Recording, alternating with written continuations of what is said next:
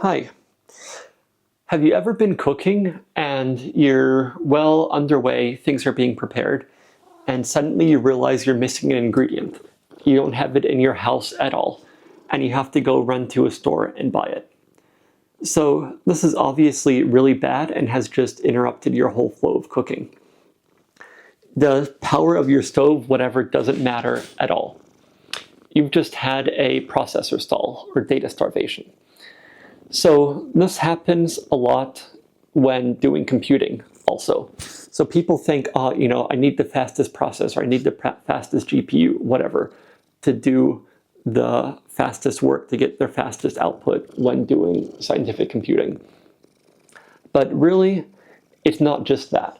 So the data storage is just as important. And if you're doing something like, let's say, machine learning training, and you're not getting the data from the storage system to the GPU fast enough, then your GPU is going to be mostly idle there, waiting for new data to come in. And that's not very good. So let's talk about how to look at this and how to make it better. Okay, whoa. Okay, so first off, there's two main terms here. One is bandwidth and one is latency. So bandwidth is roughly the total amount of data that can be transferred over time. So if you have a sustained transfer coming from the file server or whatever it may be, going to the memory, how many things can I be moving total per second? And the kind of bandwidths we can expect from hard disks are hundreds of megabytes per second, from high-performance file servers, maybe gigabytes per second, things like that. Okay, but there's another one, and that's latency. So that is how long does it take to get something after you request it. So for example, if I'm here cooking and need to take an ingredient, the time between, okay, I decide I need whatever this is, and the time I pick it up and use it is maybe 1 second. Well, if it's in the fridge, the time it takes to use it or to get it, so okay, I need it. Let's say I walk over here, it takes 2 seconds. I open the fridge, find it, take it, come back, maybe 2 seconds to take it, 2 seconds to come back, something like 5 seconds. If I need it from my other storage space out here, let's say 10 or 20 seconds. If I need to go to a store to get it, then that takes a lot longer. So even though my store is right across the way, it still takes much longer than it does to get stuff from here. Okay, so those are latencies for my kitchen. But let's talk about computer latencies. And here the difference is much more. So a typical computer latency, and by the way, these are numbers I found online. They seem reasonable. They're about what I've seen from places, but it will really depend on what kind of system you have, what kind of disk and memory it has, and what year you're listening to this. So, don't take this as the numbers. Okay, so from a processor cache to a processor is about 1 nanosecond. From main memory to the processor is about 100 nanoseconds. From an SSD drive to a processor is about 16 microseconds. So each of these is about, 10 to 100 times more. And then from a spinning hard disk to the processor is about 2 milliseconds. And there's all kinds of caching going on in here. Like all these are layers of caching. If you read something from a hard drive recently and the operating system keeps it in memory, then it will be fast. It will just be as fast as the memory takes to return it. And these are all things which either you need to worry about or you need to let the operating system worry about. I mean, really for most people, it's understanding how the operating system works and then making sure that you're not breaking that. But okay, let's do a scaling here. So let's pretend that it takes me 1 second to move things from main memory, which is the counter, to here. Given these same numbers I said for the computers, if we scale 100 nanoseconds up to 1 second, then the time it takes to get data off of the SSD drive is 160 seconds, and the time it takes to get something from the spinning hard disk is about 5 hours. So basically, these are huge times. So in the kitchen, it doesn't really matter if you leave something stored up in your cabinet and you take it when you need. I mean, it takes a little bit longer, but really, who cares? But if you're doing something and you need data and it's on a hard drive instead of in main memory, your processor is just waiting, doing nothing for a long time, waiting for that data to be available. You've just had a processor stall. So that's why this is so important, and it's so needed to be thought about. Okay, so what are some common problems and how to deal with them? Well, really, I'm not telling you how to deal with them because it really depends on what you're doing exactly. I'd say ask for help, but this is to let you understand what the kind of problems are. The first is resource starvation. So this is the one I've been talking about all the time.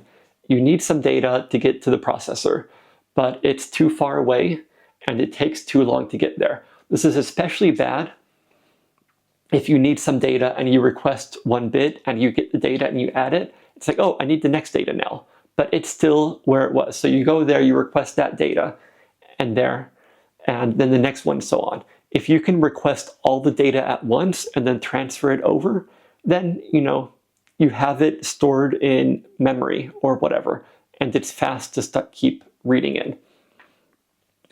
Okay, the next common problem is small files.